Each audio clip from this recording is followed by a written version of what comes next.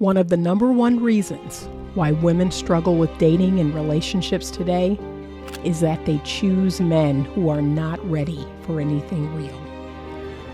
Ladies, there are lots of great relationship-ready men out here. However, you need to learn how to choose them.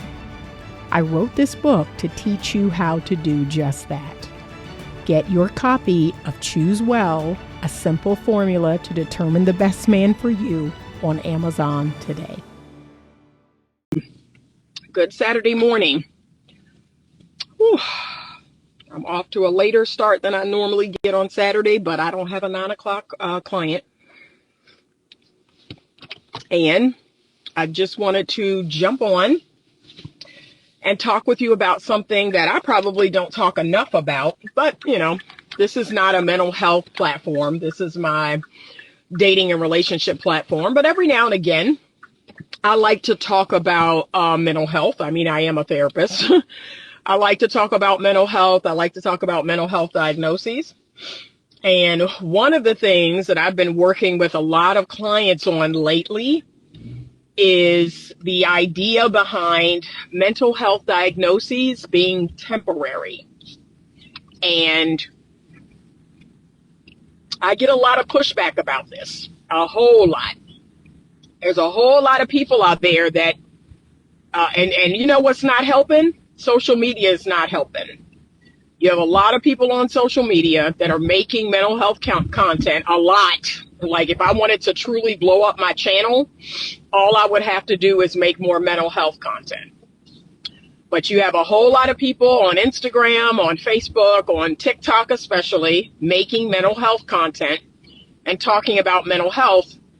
And a lot of it is not accurate.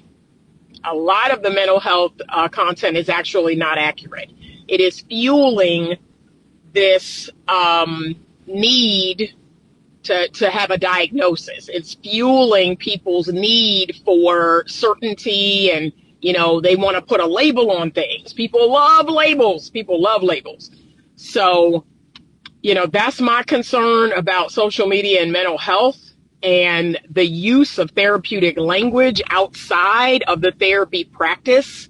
Like in my mind, that's a problem. Why are we walking around in everyday life talking about gaslighting and narcissism and all this? No, some people are just a-holes. Some people are just a-holes, y'all. Everybody that mistreats you, everybody, that acts up on you is not narcissistic. Some people are just a-holes. And right now, if I could be honest, in 2025, selfishness, that's really what it is. And you're not going to find that in the DSM. You're not going to find selfishness in the DSM, but that's really what it is. Selfishness is at an all-time high. People are selfish. People only care about themselves. Now, I've spoken before about the root cause of selfishness is the traumatic experiences, the wounds. I'm going to use the word wounds because we even overuse the word trauma. We overuse that word. So I'm going to say the wounds, the hurts that people have, the harm that people have experienced. That's at the root of all selfishness. If somebody did something bad to you, somebody hurt your feelings, somebody harmed you, and now you've got to put this shell over yourself, this protective shell. You've got to go into yourself or put this protective shell over yourself. You got to focus on yourself, like to the point where it's extreme. Like, you know what? I can't think about other people. I can't, consider other people. Me. That's really what's happening. People have been hurt. They've been wounded. And so the selfishness takes root. See, that's why you have to heal. You have to heal your hurts, and your wounds. Because if you don't, and you let that selfishness take root, you are done for. You are done for. But that's what's happening. People have been broken up with, lied to, divorced, taken half their money and all this other stuff. They let that bitterness take root, and selfishness is the bloom. Selfishness is the fruit of that. So when you finally see that seed, that seed come up, and you like, well, what is the plant going to be? I wonder what this seed is. The bloom that you see, or the fruit, or the vegetable that you see, is selfishness. That's what you got. That's what you got. If you let that bitterness, that hurt, that wound take hold, the fruit of that is selfishness. And that's running rampant today. People are selfish. The general lack of consideration, the general lack of courtesy, it's like mind-numbing. And then you look in other cultures, you look in other countries, and you see that woven into the fabric of that country. The courtesy, the respect, especially the Asian countries. We could learn a lot from the Asian countries. But we don't want to do that. We don't want to do that. We want to keep doing what we're doing. So, a lot of you don't recognize and realize is that a lot of mental health diagnoses, they are meant to be temporary. They are temporary states in which we find ourselves in. But instead of being educated about that, instead of seeing it that way and actually being educated about that, people believe that they have stamped themselves with that diagnosis, and they have taken on that label as who they are, right? That's who I am. I'm depressed. I am anxious. And if I hear another person say they have depression and anxiety, and y'all, I know I'm wrong because that's my profession. Like, I hear that every day, but it's just like so overused. So like everybody has depression and anxiety. And the truth is, such is the life that we're living. Like, if you're breathing, there will be things that can create anxiety. If you're breathing, there can create things that, there can be things that create depression or sadness. So to me, it's a sign that you're alive. But to others, it's, I have this depression and anxiety. I need treatment. I need therapy, and then they want to stay in therapy for years and years. I don't do that. I had some clients recently that I cut loose. I said, you know what? You're good. You're in a good place.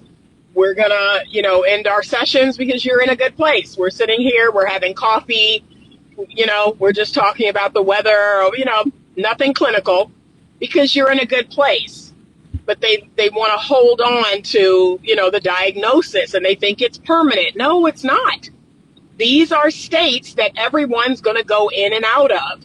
You're going to go in and out of an anxious state. You're going to go in and out of a depressive or a sadness, or, sure, you have a breakup. And you need tools and tips on how to manage that and manage those emotions and those feelings, right?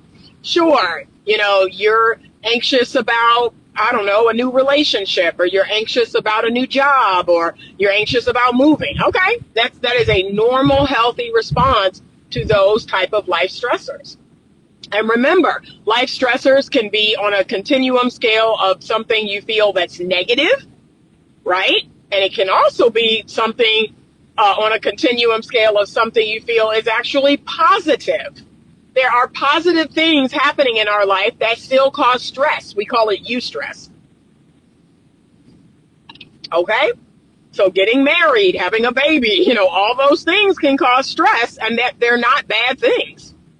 Starting a new job, moving into a new home, that's called eustress. But yes, they do create some levels of anxiety or stress. But the fact that we're selling to people that these conditions are permanent. I've even seen people get better from borderline personality disorder. I've seen some people get better from personality disorders. It's not as likely. Now, that's what I will say. The cluster B personality types, it's not as likely that a person will make a 180, that they will come out of that and be totally different. Because, there's some deep wounds there. There's some deep trauma there. It's not as likely. But I've seen people, and then think about the alcohol abuse. That is a DSM-5.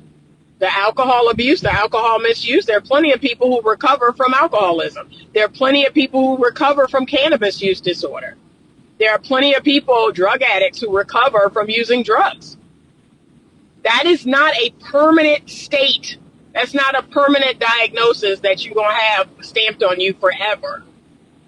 But we don't talk enough about that. I've seen kids that have all kinds of mental health stuff, and they manage it better. I have ADHD. I probably had it all my life. I got formally diagnosed at 54, and they tried to put me on medication. I was like, really? Because I've been managing this for 54 years.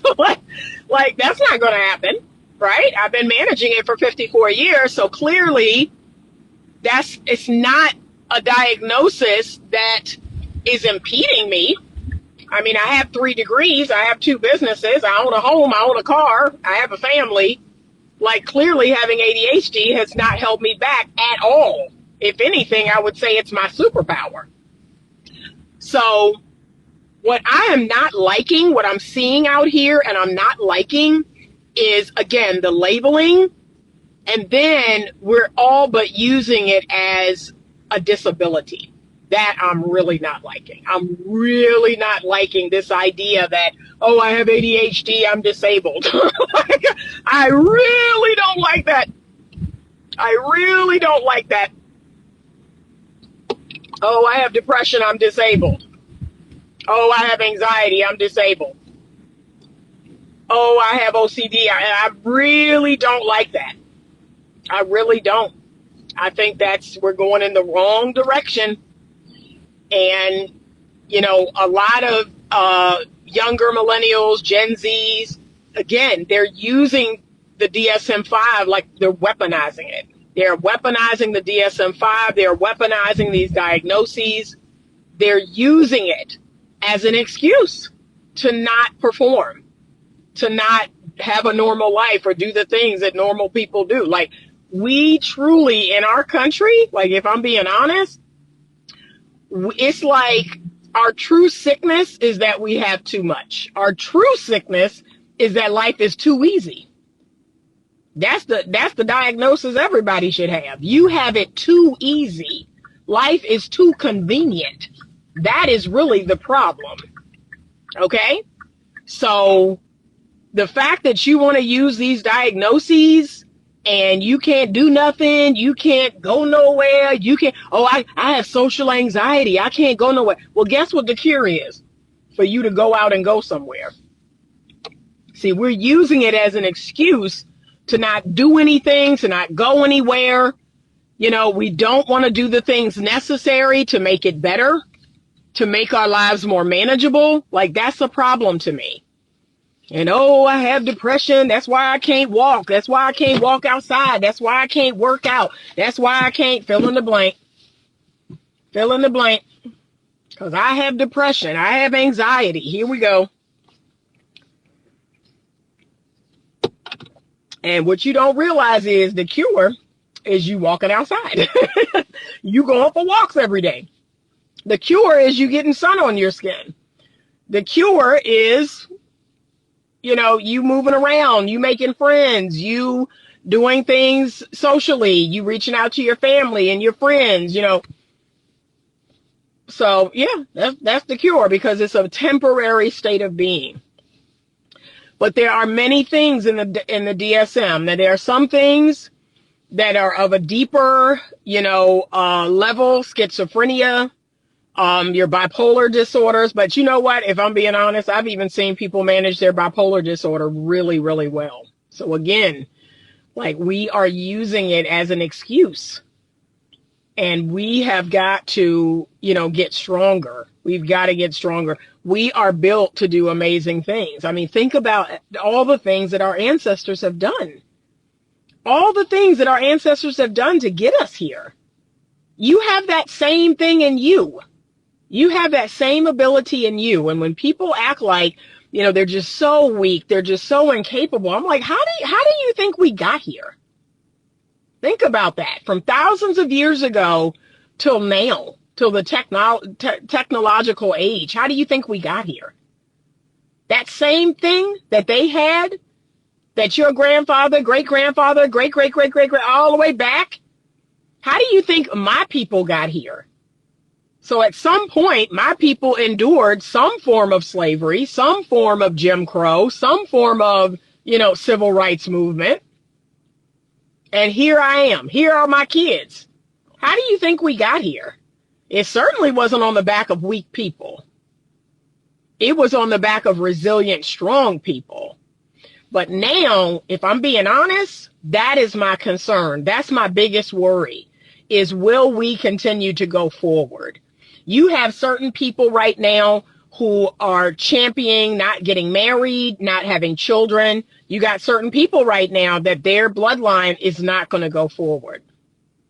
And that to me is a problem. So it's really sad.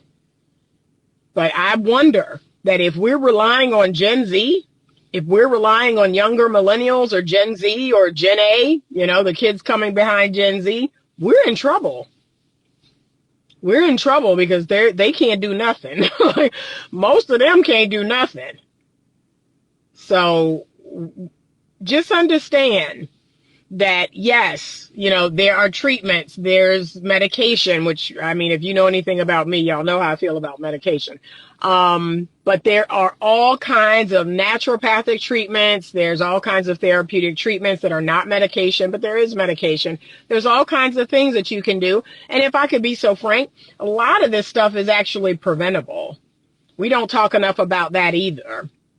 That our diet, our lack of exercise, our lack of socialization, there are a lot of things that we're doing that are bringing on these symptoms, but we don't talk enough about that. But a lot of these things are actually preventable. So I just wanted to share this because this is like a trend that's been going on for a while. And ever since TikTok came on the scene, I actually need to look up and see what year TikTok was created. But ever since then, we're really, really misinformed. We're really misinformed. And mental health is the number one topic in which there's a lot of misinformation that's out there. And so when people come in and they have a generalized anxiety disorder diagnosis or an adjustment disorder diagnosis with anxiety, and they get better, I cut them loose and they're like, what? I have anxiety. No, that's a temporary state depending on what's going on. Okay. A little bit of anxiety is the normal way of living. You're not going to get rid of all your anxiety. You're not going to get rid of all your depression. That means you're dead. Okay. So no, you do not have elevated levels of anxiety. Your anxiety is not to the point where it's crippling you, where you can't work, you can't sleep, you can't eat, you can't be around people. No, you have a moderate or a mild or a baseline level of anxiety. You do not need to keep coming here and talking about nothing. And that needs to be said more. We need to talk about that more. Same with depression. Yes, well, we have moments in our life where, life lacks meaning and what am I here to do? Or I just, got out of a marriage. I just, broke up with a partner and, I'm flailing a little bit. I'm really sad. I'm really missing them. Okay. That's all normal and healthy and natural. And then you're going to do the things that I suggest. And slowly over time, you're going to feel better. You're going to get back out there. You're going to find someone else. Okay. But a lot of this stuff it's a temporary state of being. And we're selling it like once you're stamped with this, you are stamped with this forever. You're not. You're not.